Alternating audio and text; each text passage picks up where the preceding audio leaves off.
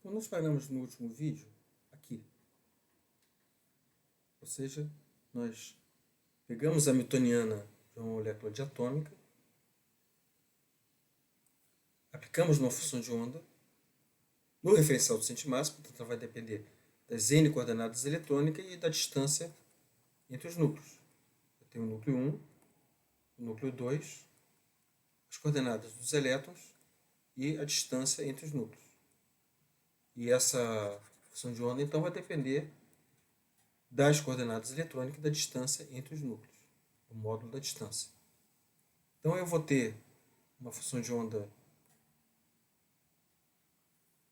vou usar a aproximação de Born-Oppenheimer, e a função de onda, que depende, então, dessas coordenadas eletrônicas e do núcleo, vai ser escrita como uma função de onda eletrônica que depende parametricamente das coordenadas do núcleo, e uma função de onda nuclear que depende dessas coordenadas do núcleo, que vão ser r θ φ. Estou falando aqui 3 coordenadas. Com isso, utilizando a aproximação de Born-Oppenheimer, eu obtenho a equação da função de onda eletrônica, que nós vamos ver na próxima aula, e nós vamos calcular essa função de eletrônica para cada distância entre os núcleos, e obter essa curva de potencial para essa, como função da distância dos núcleos, e depois eu tenho a função de onda que me dá a dinâmica dos núcleos. Aqui eu tenho a energia cinética desse movimento relativo dos núcleos, esta curva de potencial que eu mencionei, a função de onda nuclear, e vezes E vezes a função de onda nuclear. Muito bem. Agora nós vamos nos concentrar nessa função de onda nuclear. Ou seja, nós vamos querer resolver, até o final dessa aula, esse problema. Vou escrever a função de onda nuclear como função das coordenadas de r θ φ, de coordenadas esféricas. Por quê? Aqui está a equação de Schrödinger para essa parte nuclear.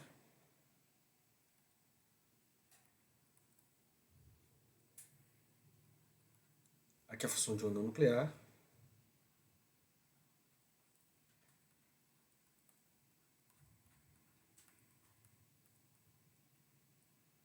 Eu vou escrever ele em coordenadas esféricas porque esse potencial depende apenas da distância entre os núcleos. O que significa que essa newtoniana nuclear comuta com o operador L2 e comuta com o operador Lz.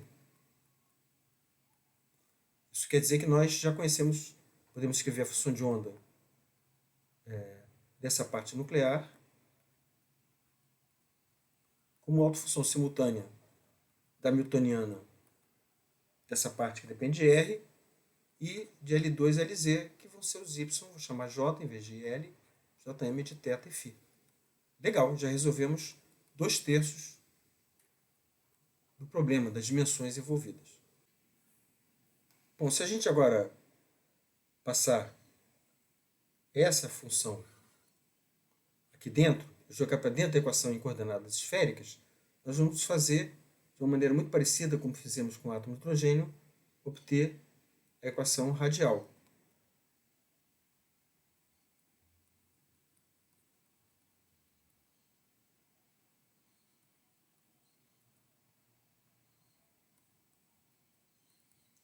Aqui é J, J mais 1, que vem no momento que a gente passa Y pelo L2, que está dentro desse operador. Aí tem essa função E de R aqui dentro.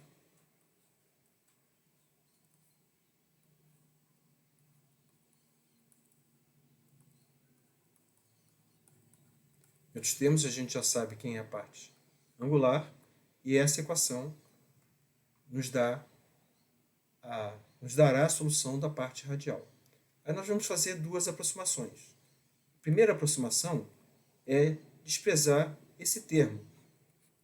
A gente está desprezando o acoplamento entre a parte rotacional e a parte vibracional. Então a gente está desprezando o acoplamento roto-vibracional.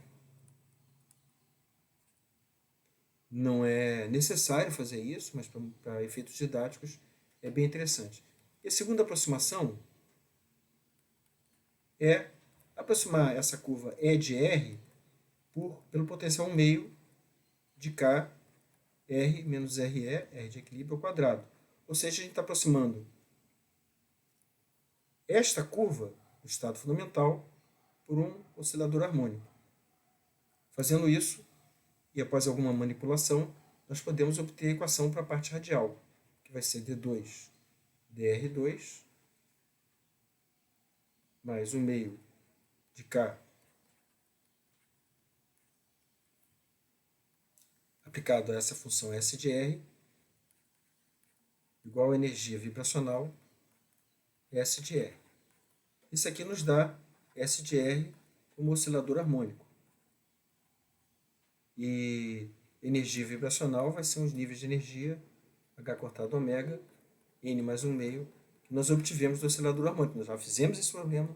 O oscilador harmônico nos dá os polinômios de Hermite, obtivemos a função de onda e as energias vibracionais. Nós vamos usar aqui agora. Nós vamos usar essa solução nesse modelo aproximado. Muito bem. Então, nós estamos fazendo 3 aproximações. A primeira é a aproximação de Born-Oppenheimer.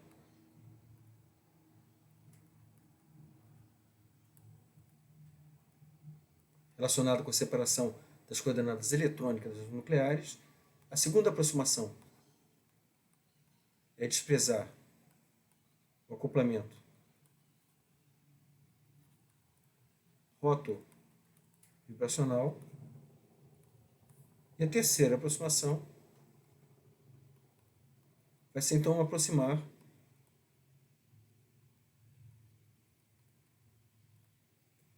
essa curva E de R por 1 meio de K R menos RE ao quadrado.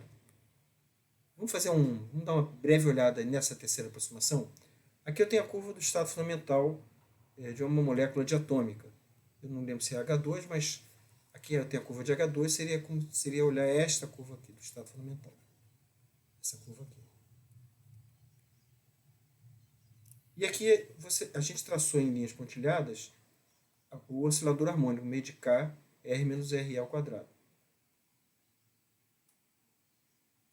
Quando eu faço isso, eu obtenho os níveis de energia H cortado ômega, Ni mais 1 meio, e a gente chamava de N, está chamando aqui de Ni.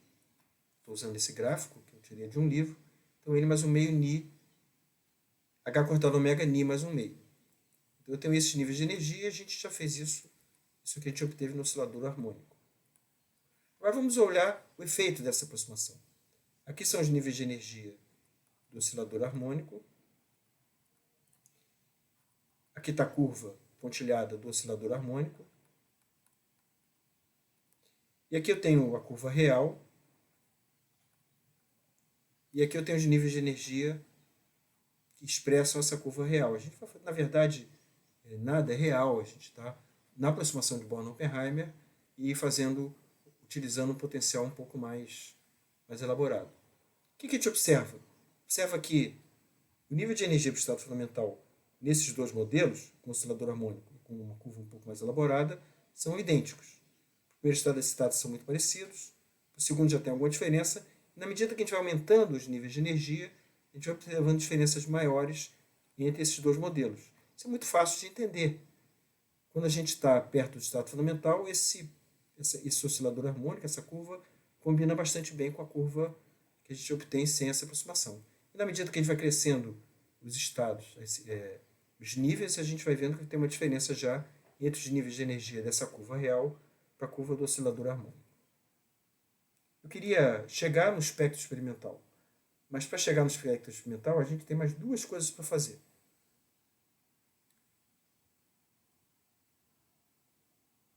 A primeira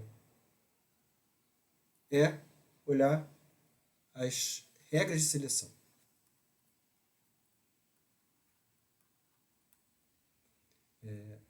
Vou escrever agora a energia rotacional e vibracional do nível N, a gente está chamando Ni de N, né? Do niésimo estado vibracional e o jésimo estado rotacional. Vou escrever isso e já em centímetro menos 1, que é uma boa ideia, que é como a gente costuma, uma boa unidade para o espectro. Eu estou simplesmente fazendo uma transformação de unidades. Eu tenho aqui o ômega igual a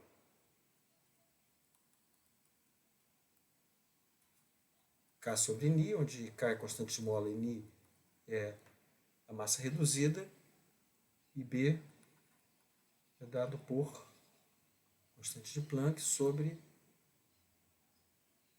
8π² C vezes I.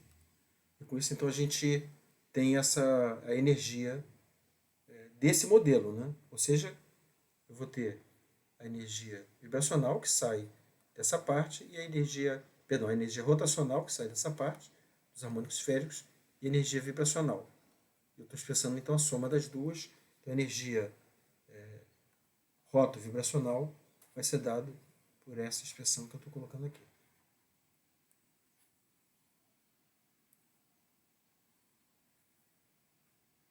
Muito bem. Agora, eu tenho as seguintes regras de seleção. Se eu analisar a função de onda do estado roto-vibracional de Ni, I, J, o elemento de polo entre estado de fundamentação Ni, Ni', J, J', eu vou ter que ΔΝi tem que ser igual a 1 e ΔJ tem que ser igual a mais ou menos 1. Isso quer dizer que eu só posso sair do estado vibracional para o estado vibracional com Ni linha sendo Ni mais 1 e só posso fazer transições entre J's cujo ΔJ seja mais ou menos 1. Se eu fizer alguma manipulação, é fácil fazer. Quando eu vou de Ni de Ni para Ni mais 1, eu tenho e de J para J mais 1, eu vou ter que ΔE Ni mais 1, J mais 1, vai nos dar a diferença de energia. É só manipular essa equação como sendo ômega barra mais B barra multiplica 2J mais 1. E quando eu tenho a transição com ΔNi igual a 1 e J indo para J menos 1, eu vou ter ΔE, então de para Ni mais 1 e para J menos 1, dado por ômega barra menos 2BJ. B barra J. Ok. Então, essas são regras de seleções e esses são os seus níveis de energia setados. Então, a gente já está quase chegando nesse espectro roto-vibracional. Mas ainda tem mais um detalhe para a gente conseguir ver esse espectro roto-vibracional. O que nós estamos querendo ver? Nós vamos ter a transição de Ni igual a 0 para Ni igual a 1, ou de Ni igual a 1 para Ni igual a 2, e entre os estados J, entre os conjuntos estados J. Eu estou olhando aqui uma curva de potencial, um meio de K, R menos RE ao quadrado.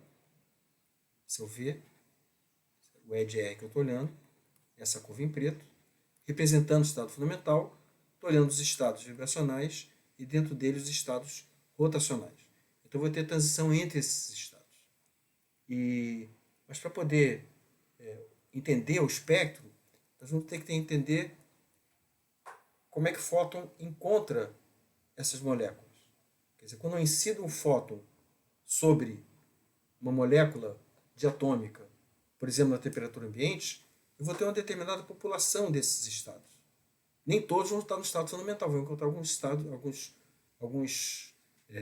moléculas em estados excitados. Portanto, nós temos que olhar qual é a população desses estados, casar com essas expressões de energia, e aí nós vamos poder entender o espectro óptico quando a gente decide os fótons. Casar também com as regras de seleção. Para entender essa população dos estados,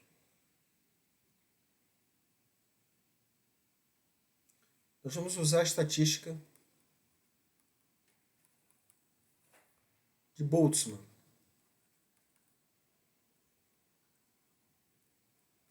Quer dizer, a estatística de Boltzmann diz que a população de um determinado estado, numa determinada temperatura, vai ser uma constante, a degenerescência desse estado é elevada a menos EN sobre KT.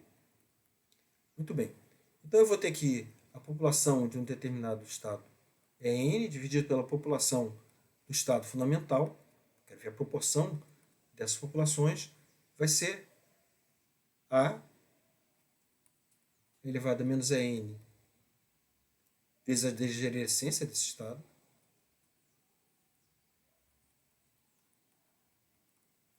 dividido pela população do estado fundamental. É 0 sobre Kt. Então vai ser igual a corta com A, vai ser a degenerescência do estado excitado. A degenerescência do estado fundamental é elevada a menos N menos E0 sobre Kt. Simplesmente passei essa exponencial para cima. O que acontece nos níveis vibracionais?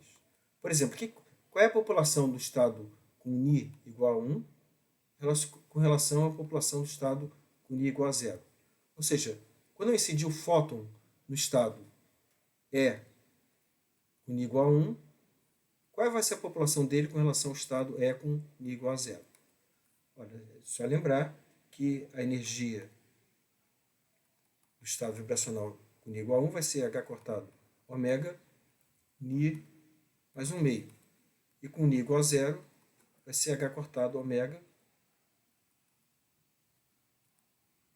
0 mais 1 meio, que é 1 meio. Aqui Ni vai ser 1. Isso aqui vai ser igual a 3 meios de H cortado ômega menos 1 meio de H cortado ômega. O delta E. Então, o delta E vai ser igual a H cortado ômega. Então, a população de Ni igual a 1 sobre Ni igual a 0 vai ser a degenerescência do estado com Ni igual a 1, que é 1, sobre a degenerescência do estado fundamental, que é 1 também, é elevado a menos delta N. A gente já viu que é H cortado ômega, então vai ser H cortado ômega sobre Kt. Se a gente agora fizer essas contas com números reais para o estado vibracional fundamental de uma molécula diatômica, para o estado vibracional, para o primeiro estado vibracional excitado, esse delta E, então, a gente já viu que vai ser H cortado ômega. Se a gente fizer isso com números reais, a gente obtém que a população de Ni igual a 1 é praticamente 0, assim como as demais acima. Ou seja, nós vamos ver que na temperatura ambiente as moléculas estão essencialmente no estado vibracional fundamental. Essencialmente. Isso quer dizer que nós vamos encontrar, os fótons vão encontrar essa molécula no estado vibracional fundamental, e isso quer dizer também que no espectro rotovibracional, incidindo fótons sobre o estado fundamental de uma molécula diatômica na temperatura ambiente, nós vamos estar vendo transições de Ni igual a 0 para Ni igual a 1. E como é que fica a questão do estado rotacional? Se eu for de um certo J, um certo J', eu vou ter... Perdão, desculpa, não tem nada a ver com isso. Qual vai ser a população de um estado com energia J sobre a população de E com J igual a 0? Ou seja, como é que vão estar populados esses estados na temperatura ambiente? Já sabe que ele vai estar no estado vibracional fundamental, e a gente agora está perguntando como é que o fóton encontra essa molécula em termos de estados rotacionais. Se a gente fizer isso, a gente vai ter a degenerescência com função de J, é 2J mais 1, porque para um dado estado J eu tenho menos J mais 1 até J. Então a gente tem uma degenerescência de 2J mais 1, o estado fundamental J igual a 0, não tem degenerescência. E eu tenho, o delta E vai ser igual a menos 2J mais 1, fácil fazer essa conta, sobre Kt. Então essa vai ser a população de um determinado estado J com relação a um determinado estado J0. Ou seja, vai ser a população de J igual a 5, por exemplo, com relação a J igual a 0. E se a gente fizer essa curva, a gente obtém mais ou menos essa cara para a população de moléculas diatômicas com relação aos seus estados rotacionais. Ou então nós já estamos com várias informações. A primeira é que as moléculas estão, quando a gente manda os fótons da temperatura ambiente, as moléculas se encontram essencialmente no estado vibracional fundamental, distribuídas entre um conjunto de níveis rotacionais. E essa distribuição é dada por essa curva. A segunda informação que nós temos é que eles vão fazer transições entre n igual a 0 e n igual a 1, e vão fazer transições com ΔJ igual a mais 1 e ΔJ igual a menos 1.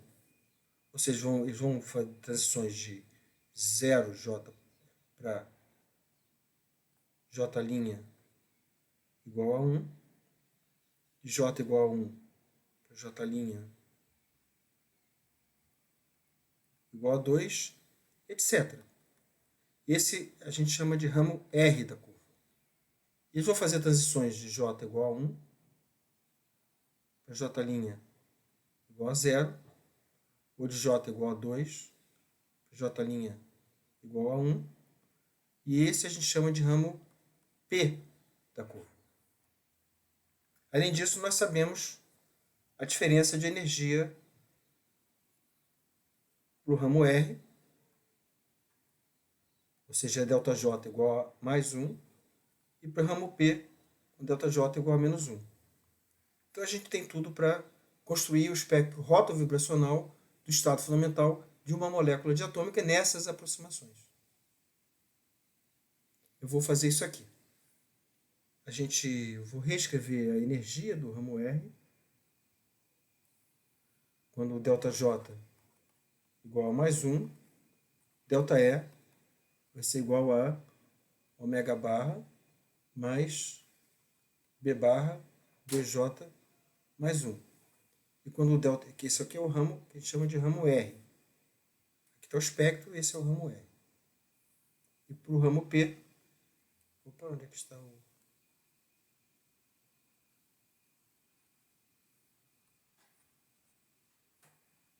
E para o ramo P, ΔJ igual a menos 1, ΔE vai ser igual a ômega barra menos 2B barra J. Então, isso aqui dá conta do ramo P.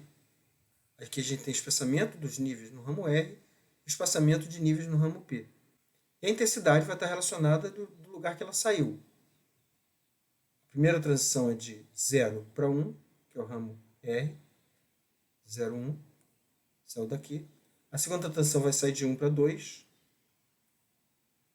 Vai sair daqui, portanto ela vai ser mais intensa. A terceira sai de 2 para 3 e assim por diante.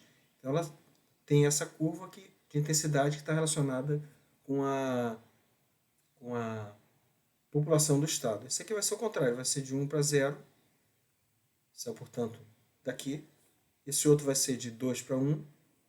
Saiu daqui. Mais intensa, porque tem mais moléculas nesse estado com J igual a 2. Esse é 3, 2. Aqui é 4, 4, 3.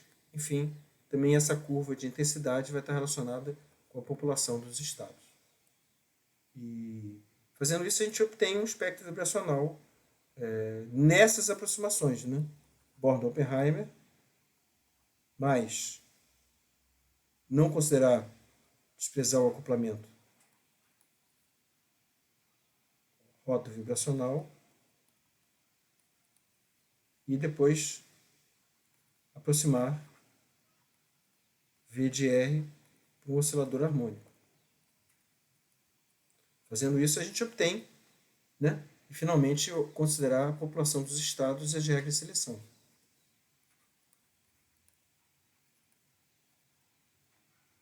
Que não é uma aproximação. Mas a gente tem que considerar elas para poder olhar o espectro. E obter então um espectro rotovibracional. Esse é o espectro rotovibracional do HBR, né? Ele é um espectro experimental e não vai bater totalmente com o nosso espectro teórico, porque nós estamos fazendo essas aproximações. Mas o acordo é bastante razoável e certamente descreve qualitativamente isso. Eu acho isso muito legal. Acho muito legal a gente ter partido, por exemplo, do HBR, fazer a aproximação de Born-Oppenheimer, obter a função de onda eletrônica, uma equação vibracional, uma equação para a função de onda eletrônica e vibracional, fazer um conjunto de aproximações e chegar no espectro e comparar com o espectro experimental. E ver que o negócio bate. Eu acho que isso consolida muito a nossa visão do mundo microscópico. Quando a gente parte de uma teoria fundamental, faz algumas aproximações e compara com o resultado experimental. Na época que eu trabalhava com química quântica, já tem muitos anos que eu venho trabalhando com educação, mas na época que eu trabalhava com química quântica, eu fazia espectroscopia teórica. Eu fazia, por exemplo, calculava a seção de choque, ou seja, a probabilidade de acontecer uma determinada coisa na colisão de elétrons com moléculas, excitar, ionizar, sair um certo ângulo, ou flipagem de spin sólidos. E outras coisas mais. Eu fazia teoria com mecânica quântica, com métodos da química teórica, e depois encontrava grupos experimentais que eu colaborava para fazer experiências naqueles mesmos sistemas. Quer dizer, eu caminhava por uma trajetória, por um jardim teórico, computador, modelos, utilizando mecânica quântica. As pessoas que eu colaborava caminhavam por trajetórias experimentais, por exemplo, o Geraldo Gerson Bezerra, com seu laboratório de impacto de elétrons, Ney Vogtman, com o laboratório de flipagem de spin, e outros. E eles faziam seus experimentos, tiravam uma grandeza, a gente combinava onde que a gente queria chegar, seção de choque. Eu fazia a teoria, já chegava a seção de choque e comparava as curvas. Então a gente estava pegando caminhos completamente distintos e chegando em lugares onde a gente podia comparar. E as coisas batiam, geralmente, razoavelmente. E com isso a gente conseguia ter um entendimento maior do fenômeno. É o que a gente está fazendo aqui no caso do espectro roto-vibracional dessa molécula. A gente está chegando no caminho com o modelo teórico, olhando o espectro experimental e vendo que essas coisas batem. Da mesma maneira que a gente fez com a espectroscopia do átomo de hidrogênio. Da mesma maneira que a gente viu o efeito Zeeman. Quer dizer, essa comparação do experimental com o teórico está na origem da metodologia científica. Né? Está na origem desse método científico que nos faz avançar na ciência e entender fenômenos que a gente tem tanta dificuldade de entender, que estão tão distantes com a gente. Então, com isso a gente termina, então, essa matéria dessa primeira semana de moléculas. Na próxima semana nós vamos olhar a função de onda eletrônica, orbitais moleculares para moléculas atômicas. Vamos, então, fazer essa lista. Nessa lista eu vou pedir para vocês fazerem um cálculo, num caso concreto, de uma molécula de atômica e comparar com o espectro experimental.